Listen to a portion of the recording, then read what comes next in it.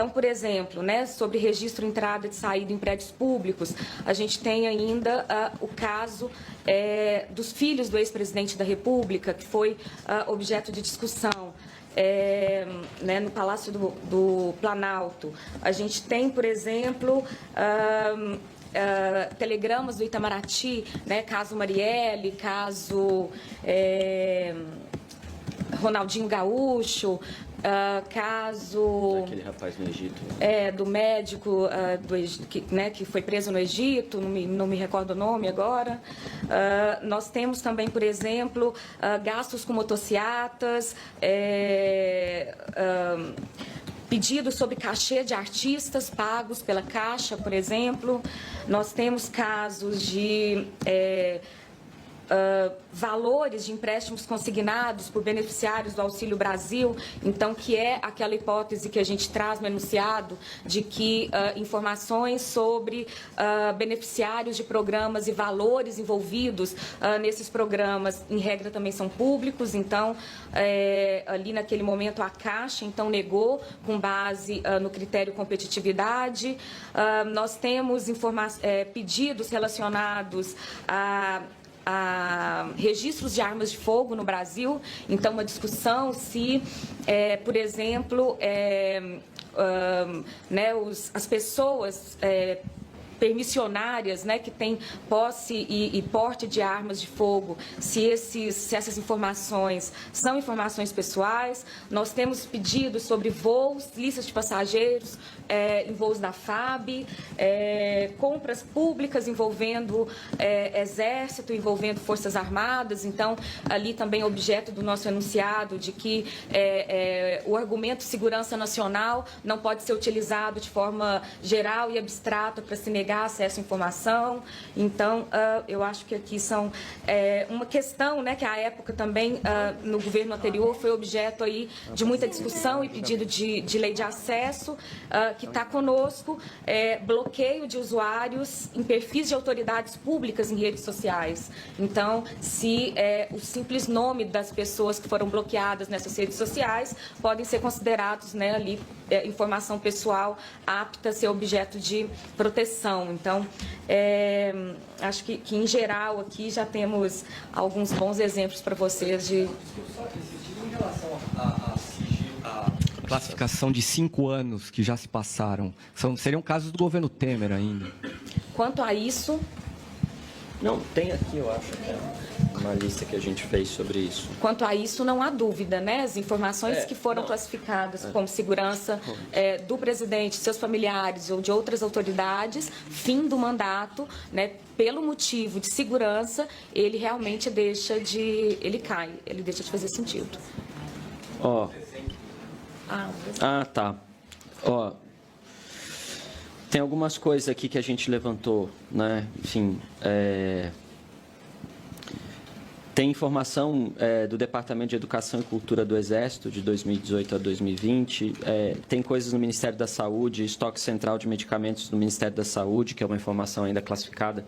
Agora, André, aqui a gente tem tomado um cuidado, porque nós precisamos, de fato, bater essa base de dados.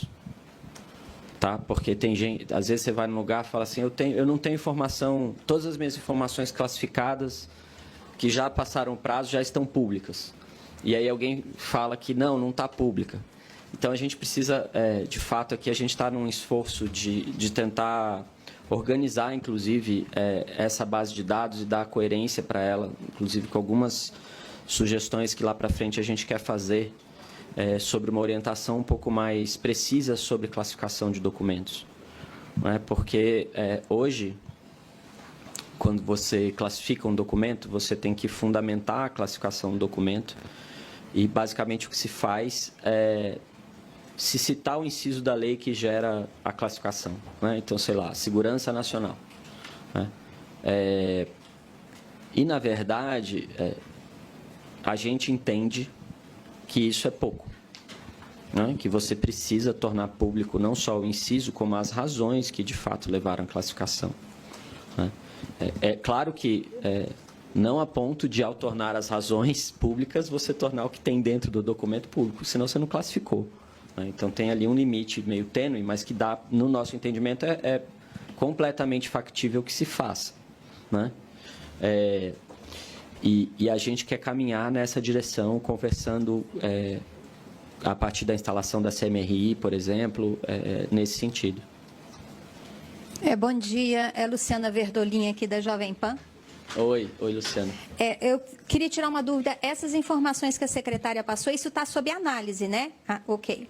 Com relação ao cartão de vacina, eu sei que o senhor não está entrando nesse mérito, mas o senhor acredita que tem diferença entre eu pedir acesso a um cartão de vacina do ex-presidente de uma outra autoridade qualquer? E também tenho uma dúvida com relação ao sigilo de 100 anos. No governo passado, tudo tinha sigilo de 100 anos. Só acha que foi utilizado de forma incorreta? Tem algum problema nessa definição desse período tão grande? Vou começar pelo fim. A nossa avaliação, e quando eu falo aqui nossa, é nossa mesmo, é uma avaliação que foi feita, esse parecer que vocês vão ter acesso do grupo técnico, da comissão técnica, é uma avaliação...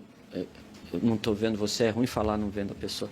É a avaliação do grupo que nós instauramos, da equipe técnica da CGU, de que sim, de que foi feito um uso exacerbado do argumento de dados pessoais para colocar informações sigilosas por 100 anos.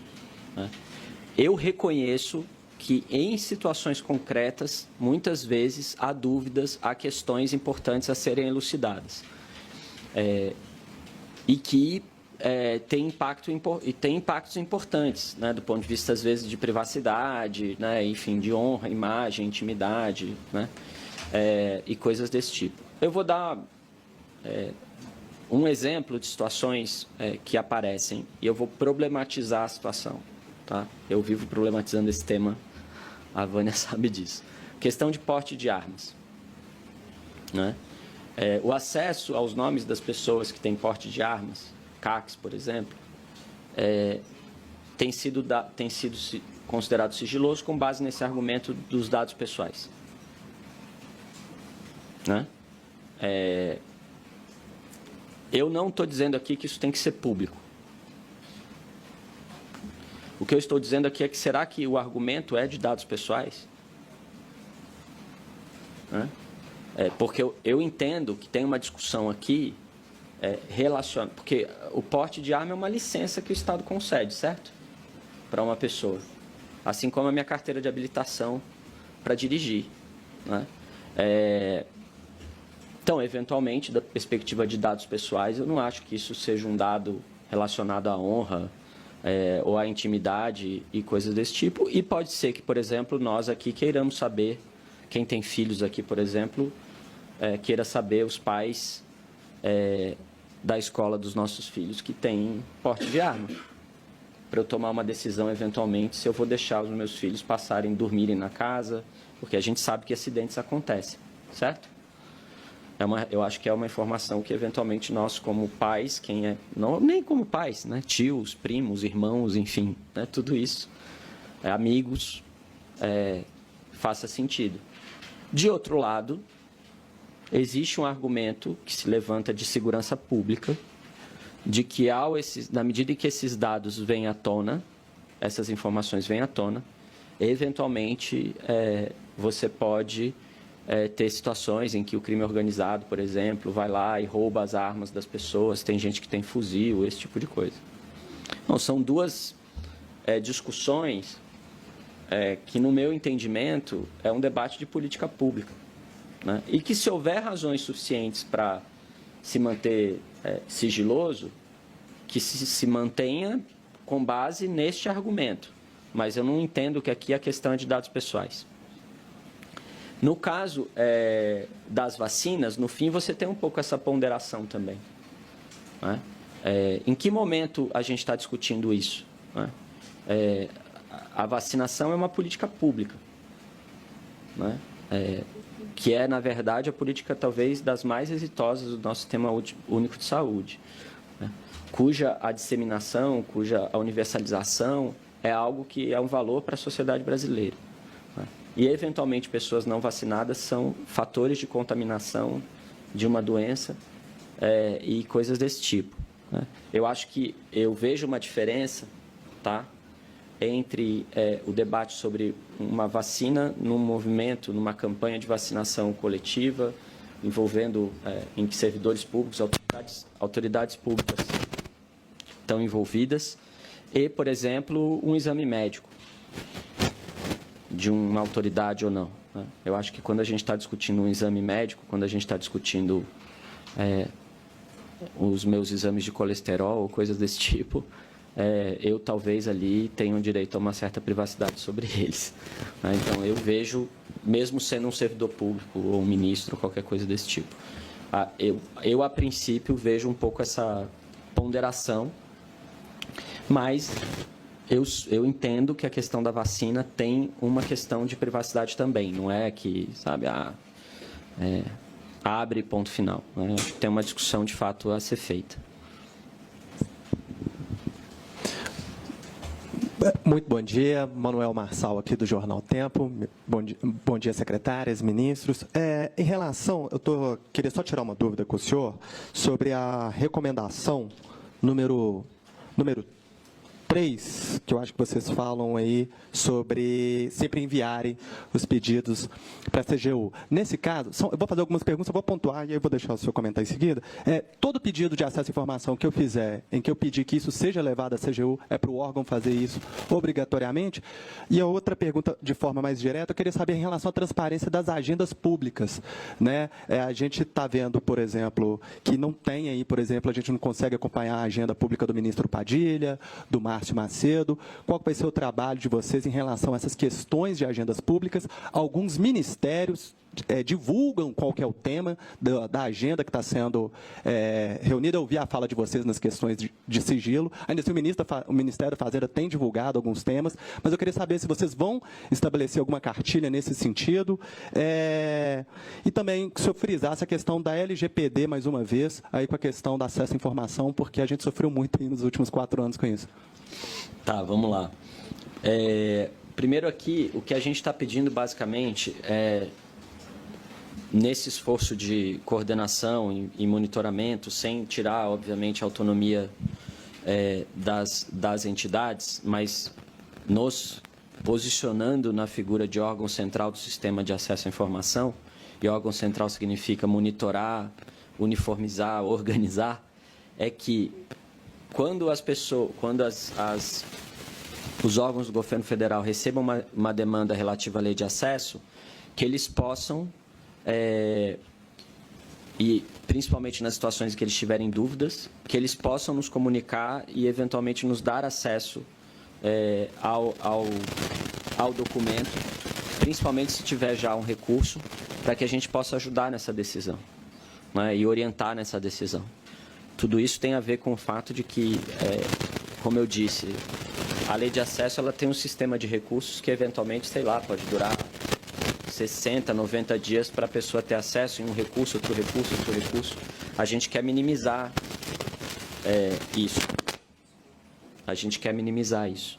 Sobre as agendas públicas, nós já soltamos um ofício para todos os gabinetes de todos os ministros orientando sobre a agenda pública. Eu já pedi que meu chefe de gabinete fosse muito, deixa eu usar uma palavra aqui, ostensivo, no sentido de garantir que as agendas públicas fossem respeitadas, né? Enfim, que as agendas dos ministros tivessem, de fato, os compromissos ali previstos.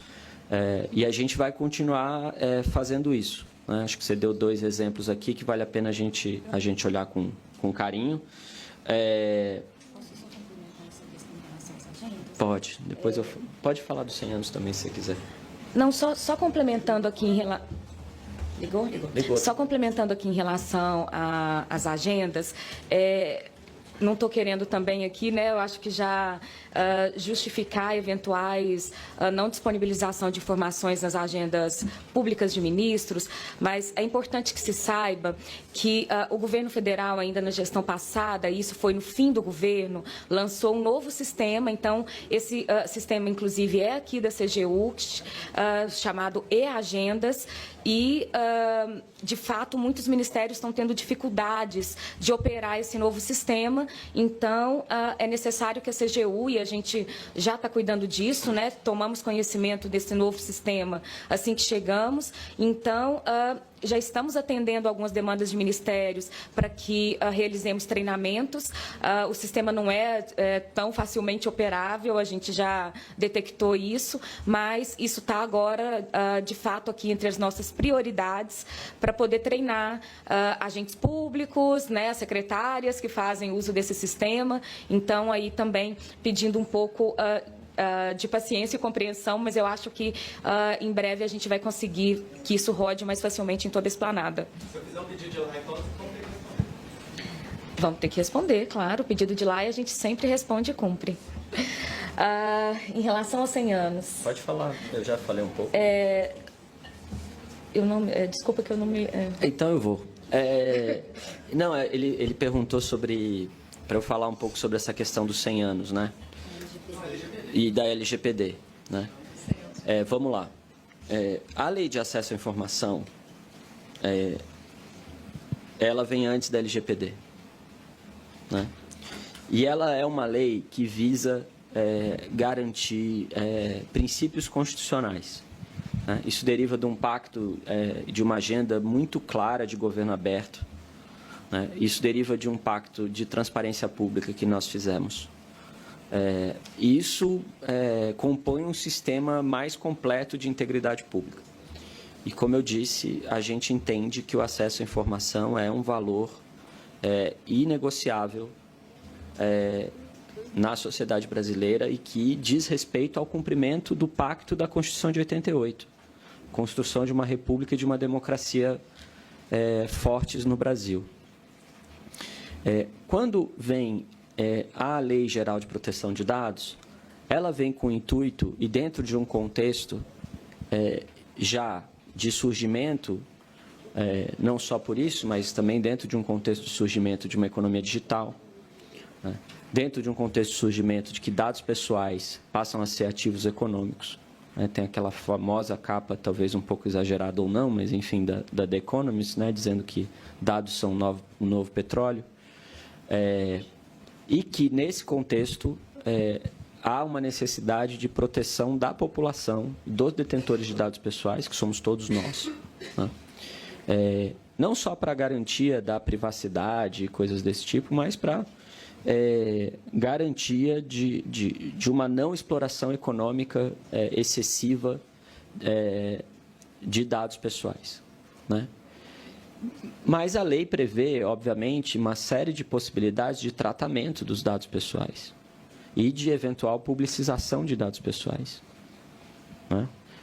O consentimento, por exemplo, é apenas uma das possibilidades de publicização de dados pessoais. Tem uma série de outras possibilidades de publicização de dados pessoais, inclusive o interesse público, que é uma noção, obviamente, sempre carente de concretização em situações específicas, né? Que é um conceito amplo, mas é um conceito que é uma noção que existe, né? E que, na análise de casos concretos, demanda essa compatibilização, né? A pergunta da colega anterior foi, inclusive, nesse sentido. Fala, bom, se eu estou falando de uma vacina de uma autoridade, do cartão de vacinação de uma autoridade, de um presidente da República, é diferente de eu estar falando do cartão de vacinação de uma pessoa que não é uma autoridade, da República. São dados pessoais do mesmo jeito. A discussão é se, numa situação, tem um interesse público que prevalece ou em outro ou não. Tanto a LGPD como a Lei de Acesso à Informação falam de interesse público, mencionam especificamente essa expressão. Por isso que eu disse que não há nenhuma incompatibilidade entre elas, né? Só que nós podemos resolver estamos resolvendo isso com o enunciado, vamos resolver isso em casos concretos, e eventuais outros enunciados, né, em eventuais discussões de casos concretos que a gente possa já fornecer alguns direcionamentos de exemplos mais específicos. Essa é a nossa ideia. Mas agora, não sei se ficou mais claro essa... E eu acho, assim, uma estratégia de tergiversação usar essa noção, é dados pessoais, é dados pessoais, é dados pessoais, né? Inclusive para nome de pessoas. Como eu disse, a gente já ouviu esse argumento na esplanada recentemente. Não, mas isso aqui é nome. Eu não posso dar porque isso aqui é nome. É o nome da pessoa, fere a LGPD. Entendeu? Na minha visão, se tem um interesse público ali, e o nome... Primeiro, o nome é um dado relativo, né, que tem esse impacto de intimidade, honra, não sei o quê, para efeito de ser preservado. A gente está falando do que aqui? E tem um interesse público por trás? Se tem, a gente não vê problema na divulgação. Pessoal, nós temos ainda 9 inscrições para perguntas, então a gente vai encerrar as inscrições para que o ministro possa, né, responder e a gente não avance tanto, tá bom? Obrigada. Esse recado não é para vocês, é para mim. Ministro Secretárias, bom dia. Guilherme Waltenberg, do Poder 360. Eu tenho uma dúvida técnica e outra jurídica. A técnica é o seguinte, as informações que foram colocadas sob sigilo e que vão, enfim, eventualmente ter o sigilo revisto, como é que vai ser feita a informação? É só para processos que estão em aberto ou informações que foram solicitadas no passado e foram colocadas sob sigilo vão ser revistas também por vocês? Essa é a primeira dúvida técnica. A segunda é jurídica, com relação ao sigilo de 100 anos. Vocês mencionaram que a autoridade responsável por colocar sob sigilo as informações não é necessariamente o ministro ou o presidente da República. Existe a possibilidade de alguma responsabilização jurídica dos gestores públicos que colocaram determinada informação sob sigilo de 100 anos, por exemplo? Pode. Só o microfone, por favor, Juliana. Se vocês quiserem fazer 2, 3 de cada vez, para mim não tem problema também. Juliana Dalpiva, do UOL. Justamente aproveitando a questão dele sobre a questão da responsabilidade, quando vocês fizerem essa revisão dos 234, o senhor falou sobre responsabilização, também vai ser avaliada a possibilidade de processar servidor público que classificou equivocadamente, enfim, ou errado mesmo, né? Porque teve muitos casos. E se existe alguma, enfim, iniciativa da CGU, porque sobretudo essa questão que o senhor falou sobre o uso de o argumento da LGPD com relação a dados pessoais para nomes é uma coisa que se alastrou a outros órgãos, poderes, né? A Câmara dos Deputados, por exemplo, costuma recusar dar dados públicos nesse sentido. A CGU também pretende fazer recomendações, pelo menos?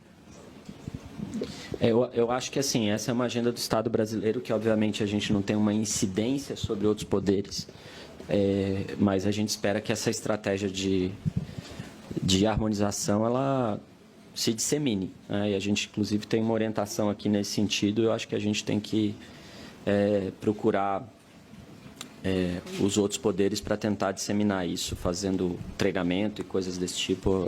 É a ideia que a gente faça. Sobre a questão da responsabilização, vamos lá. A responsabilização decorre de um descumprimento, muitas vezes, de uma determinação do órgão da última instância que julgou aquele caso, né? Então, eu determino que se abra, pergunta do Barrocal, eu determino que se abra e ele não abre, né? Então, aqui você tem uma situação que, para mim, é mais clara de responsabilização. Claro que nós temos que sempre, não vou criar aqui, né? Não somos nós que vamos criar o estado de terror, né? Mas, assim, claro que pode ter uma justificativa que a gente tem que rever, pode ser que a gente pode errar também, viu, pessoal? Às vezes acontece, assim, né? Todo mundo aqui pode cometer erros. Então, obviamente, a gente, né, nesse espaço, a gente pode dialogar e se a gente entender que, de fato, teve ali um problema sério, pode sim. No caso de uma decisão em que nós estamos revendo, né, e que foi tomada naquele momento, né, enfim, dentro de uma orientação e tudo mais, eu não vejo, a princípio, um motivo para uma responsabilização, né? Claro que você pode ter um caso concreto, né, Van, que você identifique um caso sério, uma má-fé, um dolo muito, né, específico, alguma coisa que apareça ali que você note algum tipo de desvio de conduta mais explícito, aí sim, né, aí a gente pode, diante de uma situação como essa, agir. Tá? Não sei se eu respondi mais ou menos. O que foi mais ou menos?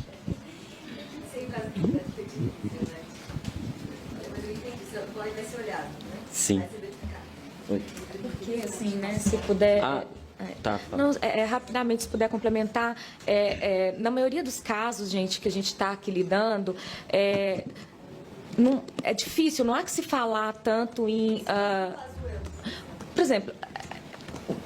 não vamos falar sobre o caso concreto, mas muitas vezes o problema é de interpretação equivocada da norma. Então, né, se você tem ali uma visão pró-abertura, então eu acho que o nosso esforço aqui em vários casos está sendo de resgatar o princípio da Lei de Acesso à Informação. Você pode encarar a Lei de Acesso à Informação sob uma visão mais restritiva, né, assim, e aquilo que o ministro ressaltou, também, às vezes, priorizando a proteção de dados, né, LGPD, em detrimento do acesso à informação, como você pode encarar a Lei de Acesso à Informação como um direito fundamental, e aí sim você vai ler as situações e os casos concretos num esforço de abertura. Então, eu acho que é importante que vocês percebam que, na maioria das vezes, nós não estaremos diante de casos que a gente possa olhar e falar, olha, isso aqui houve, né, deliberadamente uma má-fé, né, uma decisão, vamos dizer, errada, ilícita, de aplicação da lei, mas sim vamos dizer, uma visão que no nosso entendimento, né, no entendimento pró-abertura, pró-transparência, que nos parece equivocado. Foi? Qual era mesmo? Desculpa. Tá, dos casos que são colocados, que vão ser revistos e tudo mais. Eu acho que a tendência é a gente seguir o procedimento de responder a pessoa que pediu a informação, certo? E obviamente, depois vira público. Né? É isso. Não, calma. Eu já te passo. Essa pergunta é boa. Porque é o seguinte, tem casos que nós vamos... Está para julgamento aqui. Tá? Tem casos que estão para julgamento, que nós estamos na terceira instância e que vão ser julgados. São de pedidos feitos agora recentemente, foi negado, chegou para cá como terceira instância. Não é assim, no final do ano vocês começaram a pedir, né? Pô, vai mudar, vamos pedir. Aí, só do caso do Pazuello tem 10 aqui. Aí eu estou olhando para um que pediu. Você pediu do Pazuello? Não, você já tinha pedido. Já. E tem 10 casos aqui, e às vezes repetidos de vários, né? E o que vai acontecer é que a gente tem que julgar esses casos. E tem casos que vão ser revistos, certo? Os casos que vão ser revistos é o que eu mencionei. Teve alguém que pediu lá atrás. Pode ter algum caso que vocês queiram ter acesso e que pode não estar entre esses, né? Casos antigos, casos novos e tal. Então, na dúvida, pede. Né? Pior coisa que pode acontecer já está aqui. Né? E aí o que acontece muitas vezes é que muitas pessoas pedem o mesmo. E aí está em graus distintos. Né? Assim, às vezes você tem o mesmo pedido, tem um que já está aqui, porque foi pedido primeiro pelo jornalista A, e depois o jornalista B pediu, mas está lá ainda na primeira instância. Entendeu? Então, pode acontecer, às vezes, nessa discussão toda, e, enfim, é que o pedido do jornalista B possa ser recusado na primeira instância e o pedido do jornalista A sai a decisão aqui, mas que não é um recurso daquele do jornalista B, diferente da primeira decisão do jornalista B. Entenderam? Então, assim, isso até você ter um processo de uniformização e de consolidação, esse tipo de coisa pode acontecer. Tá, gente? Porque, assim, eu não controlo 302 órgãos de primeira instância. Tá? A gente vai fazer todo um esforço para, como eu disse, organizar isso bem, monitorar e tal, e tentar fazer com que essas contradições não aconteçam. Bom dia, ministro. João Valadares, do Valor Econômico. É só uma dúvida que ficou em relação ao caso Pazuello. Eu queria saber em que pé está, se esse caso está nesse pacote aí dos 234 que estão sendo reavaliados, e também se está, né, em relação ao cartão de vacinação do presidente. O senhor disse, nas próximas semanas isso já está aqui em julgamento. Ele está também nesse... É só essa dúvida. Tá, também nas próximas semanas a gente vai saber. Só isso mesmo. Obrigado.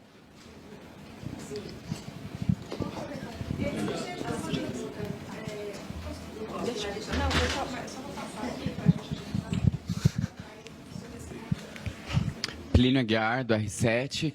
Ministro, apesar das declarações do presidente Lula em defesa da transparência, o governo já negou aí acesso, primeiramente com a lista das autoridades presentes na cerimônia de posse, depois ele voltou atrás. O Itamaraty argumentou que aquilo feria ali a segurança do presidente. O senhor vê a razoabilidade nesse argumento do Itamaraty? O senhor chegou a conversar com o ministro, falando, ministro, peraí, veja bem, esse argumento, porque o senhor, né, repetiu isso agora há pouco. Então, eu acho que esse caso, ele é um caso que revela um pouco essa questão que eu mencionei para vocês, né? Eu falei aqui de uma certa dependência da trajetória e tal, do passado. É um pouco isso, assim. Essa informação, ela foi classificada como reservada, pelo menos essa é a informação que eu tenho, da lista de posse do presidente Bolsonaro. E ficou. Calma, vou chegar lá. E ficou. Quando chegou o pedido de informação lá, a pessoa que cuida da primeira instância e que toma decisões, né, enfim, às vezes, e talvez não necessariamente consultar se está tendo alguma reorientação e esse tipo de coisa, falou, bom, né, foi assim, é assim. E tomou a mesma decisão que foi tomada em relação à posse do presidente Bolsonaro. E eu acho que muita gente dentro do governo ficou sabendo pela imprensa, né? Obviamente, teve um questionamento, né, dentro, acho que talvez até do próprio Itamaraty. Eles devem ter feito lá a sua reavaliação e redimensionado a questão e percebido que este argumento baseado em dados pessoais, ou segurança no caso, não faria sentido para um evento que já passou, né? E aí abriram. Foi isso que aconteceu. Eu não posso dizer que coisas assim não vão acontecer de novo, em outros lugares, eventualmente. Pode acontecer, né? A gente está aqui correndo atrás com esses enunciados, com tudo isso que a gente está fazendo para que não aconteça, né? Mas eu acho que ainda tem um período de acomodação aí, que envolve essa discussão de mudança de cultura que eu estou falando para vocês.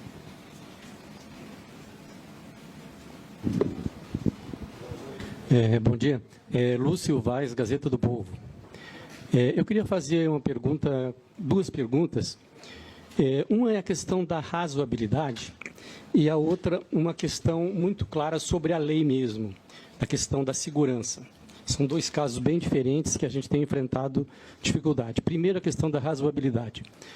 Você não consegue dados nas relações exteriores. Base de dados. Por quê? Eles querem sempre analisar um caso específico. Isso não é de agora, isso é de 10 anos. Eles querem um caso específico, eles não querem te dar uma base de dados. Mas muitas vezes você precisa trabalhar uma base de dados para, a partir dali, você fazer uma investigação em cima daqueles casos mais interessantes. E o que eu acho que acontece? Eles se baseiam na lei. A lei diz lá a questão da razoabilidade. Então, qual é o problema? É a lei. Não que a lei seja ruim, a lei é ótima, foi das melhores coisas que fizeram em termos de vamos dizer assim, divulgação dos dados públicos em todos os tempos. Agora, ela precisa de ajustes, né? Essa razoabilidade, quem define o que é razoabilidade? Então, eu já pedi assim, olha, eu quero essa informação relativa a 6 mandatos. Não, fere o princípio da razoabilidade. Então, eu quero 1 mandato, fere o princípio. Não, eu quero 6 meses, 3 meses, não adianta. O Itamaraty não responde com base nesse artigo. Então, eu acho que, nesse caso, é necessário uma alteração da lei, para que se explique melhor, se coloque em termos mais práticos. A outra questão também é o artigo 24, parágrafo 2º, da segurança do presidente e seus familiares. Então, os dados ficam fechados durante o mandato, né?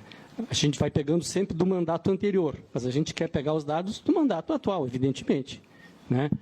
No ponto de vista jornalístico é mais interessante, embora os dois sejam importantes. Então, fala assim, são informações que ferem a segurança do presidente e de seus familiares. Aí, quando abre os cartões corporativos, que é uma coisa muito procurada pela imprensa, inclusive por mim, quando abre, você vai ver assim, o que tem de compra? Tem um monte de compra de supermercado, alface, abóbora, água sanitária, a maior parte é isso. Evidentemente que, de vez em quando, tem bebidas caríssimas, tem carnes caras também, que aparecem lá, e, evidentemente, as autoridades não querem expor isso. Mas isso fere a segurança? Isso coloca eles em risco? Eu acho que não, né? Às vezes assim, alugam carros de luxo, sem necessidade, alugam lanchas para passear com os familiares. Isso, eu acho que tem que ser mostrado.